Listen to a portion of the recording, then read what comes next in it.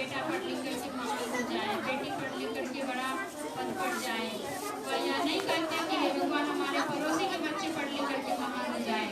प्रार्थना करते भी हैं दूसरों के लिए, तो अपने बच्चों के बराबर नहीं। लेकिन गुरु ऐसे महान होते हैं, शिक्षक इतने पवित्र हृदय के होते हैं कि उनके पढ़ाए हुए बच्चे 1000 से लाख क्यों न हो, लाख से करोड़ क्यों न हो, वो सबके लिए भगवान से प्रार्थना करते हैं कि हे भगवान जो हमारा शिष्य है, जो हमारा विद्यार्थी है, वो हमसे भी ऊंचा स्थान पर जाए। करते हैं नहीं?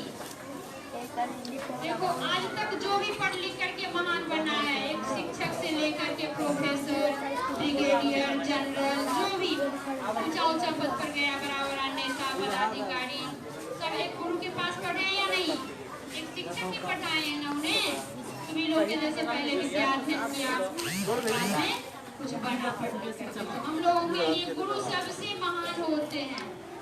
शिक्षक जो होते हैं ना, बहुत ही पवित्र हृदय के होते हैं। उनके अंदर ऐसी भावना होती है कि हमारे जो भी विद्यार्थी है, उनसे जो भी ज्ञान लिया, जो भी सीखा है, जो भी पढ़ा है, वो हमसे ऊंचा स्थान पर जाए।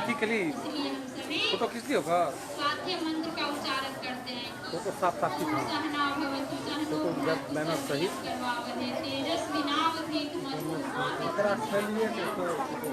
हमार फोटो कहाँ थे? यहाँ रह जी पास में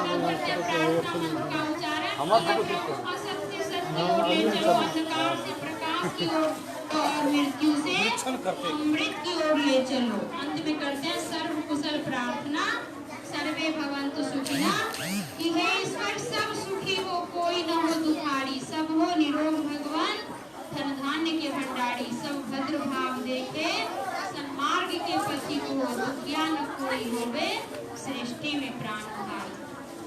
तो ये 5 मंत्र का उच्चारण इसलिए करते हैं। और इसके बाद हम लोग योग करते हैं। योग करने से निरोग रहते हैं। और दुनिया का सबसे पहला सुख है निरोग रहना। जब तक निरोग नहीं रहेंगे तो कोई काम नहीं कर पाएंगे। कोई बीमार रहेंगे तो पढ़ने के लिए आएंगे? मम्मी भोजन बनाई घर में? कोई भी काम दुनिया का नहीं होगा जब बीमार रहेंगे। ये स्वस्थ शरीर दुनिया का सबसे पहला सुख है। हम लोग स्वस्थ रहने के लिए क्या करेंगे? योग करेंगे। तो योग मतलब होता है, जितने लोग समझते हैं कि योग में होता है व्यायाम, कसरत, लेकिन ऐसा बात नहीं है। व्यायाम भी योग है, कसरत भी योग है, लेकिन कसरत ही योग नहीं है। योग का अलग अलग पैकेज होता है। योग अनंत है। उसमें से स्वामी बाबा रामदेव हैं, स्वामी जी अलग अलग पैकेज बनाए हुए हैं योग का, जिसको हम लोग करते हैं। जैसे रोग अनुसारी योग, प्राणायाम, व्यायाम, दंड बैठक, सूर्य नमस्कार, सूक्ष्म व्यायाम, आसन, इस तरह से अलग अलग पैकेज है। अभी बच्चों के लिए हम लोग खास योग करेंगे।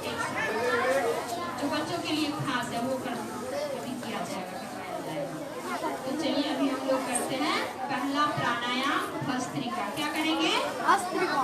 प्राणायाम का कुछ पैकेज आप लोग को करवा देते हैं, जो नियमित रूप से रोज करेंगे, जीवन में कभी बीमार नहीं पड़ेंगे और दिमाग भी तेज होगा, पढ़ाई में मन लगेगा।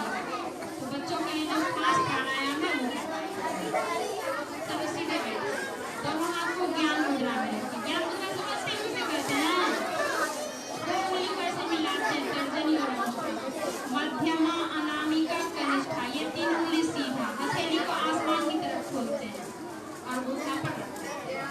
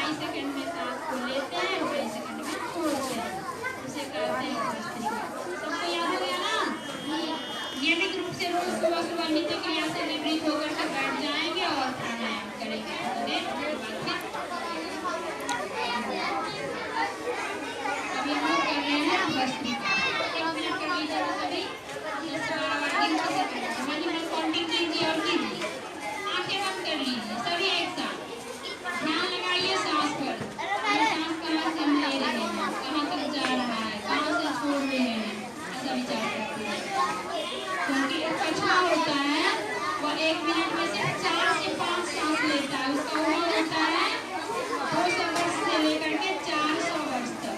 तो आप सोच सकते हैं लंबा सांस कितना महत्वपूर्ण होता है, उम्र को लंबा करता है और कई बीमारी से मुक्त भी रहते हैं।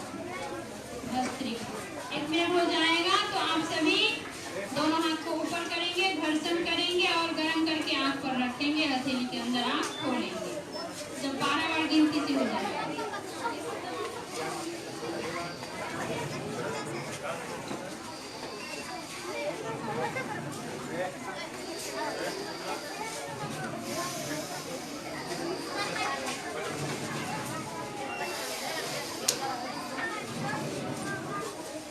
वो बंद करके करेंगे, मुंह कोई नहीं खोलेंगे, सिर्फ नासिका से सांस लेंगे क्योंकि नाक से लिया गया सांस फिल्टर होकर के अंदर आता है। भगवान ने नाक में छकना लगाए रखे हैं, जो भी सांस लेते हैं तो छान करके अंदर आता है। तो हो गया होगा 1 मिनट का।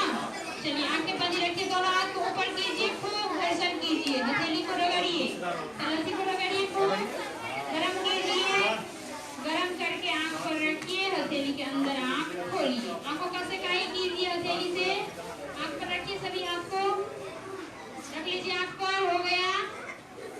अब हाथ को देखिए, धीरे धीरे आंख से अलग कीजिए, इससे आंख का रोशनी बढ़ेगा जब गरम हाथ से आंखों का सेकाई करेंगे। चलिए अब करते हैं अगला प्राणायाम कपालभाति। क्या करेंगे? कपालभाति, लेकिन कुछ वर्जित रखा गया कपालभाति में, ध्यान से सुनेंगे। कपालभाति खाली पेट किया जाता है, भोजन के तुरंत बाद नहीं करना चाहिए। इसमें कितने बच्चे कुछ खा लिए हो? कौन सा पाया है? इसे सिर्फ सीखना है और नियमित रूप से रोज करेंगे। 1 सेकंड में एक बार झटका लगाएंगे, नाभि सब खाना क्या क्या लेते हैं? सब क्या क्या है? पेट अंदर सांस बाहर, इस तरह पूरे पर सर के प्रकार से लगातार करते हैं। होता है घड़ी का 1 सेकंड में एक बार पेट करता है ना, उसी तरह सांस को फेंकना है, बाहर लेना नहीं है।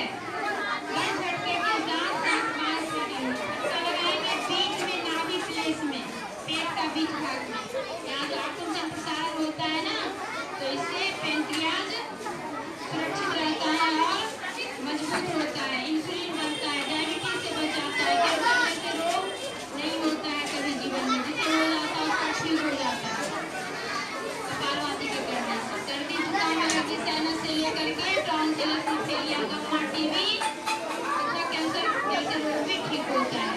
ये कपालभाति है, इसको मास्टर ऑफ प्राणायाम कहा गया है, धरती की संजीवनी कहा गया है, बहुत ही महत्वपूर्ण प्राणायाम है। तो सभी ध्यान से सीखेंगे, गलत करने से लाभ नहीं होगा, मुंह खोल कर करने से कोई लाभ नहीं। अरे हाय कर रही है, बंद करो, सिर को ऊपर नीचे भी नहीं करना है, साधारण स्थिति में बैठ जाएंगे, ना तन कर ना झुक कर, और 1 सेकंड के साथ सांस को बाहर फेंकेंगे।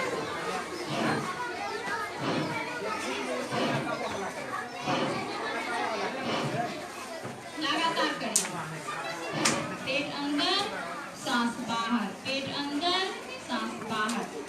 जैसे एक दिया को मुंह से फूंक मार करके बुझाते हैं तो बुझ जाता है, उसी तरह नाक से फूंक मारना है। मन में विचार करना है कि हम एक जलता हुआ दीप को बुझा रहे हैं, नाक से फूंक मार कर ऐसे।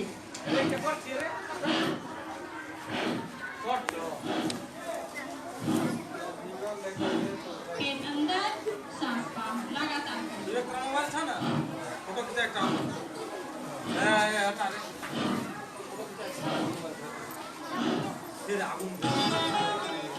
थोड़ी देर इस भोजन के साथ कीजिए, अगर बजेगा भोजन थोड़ी देर से साथ साथ कीजिए। अच्छा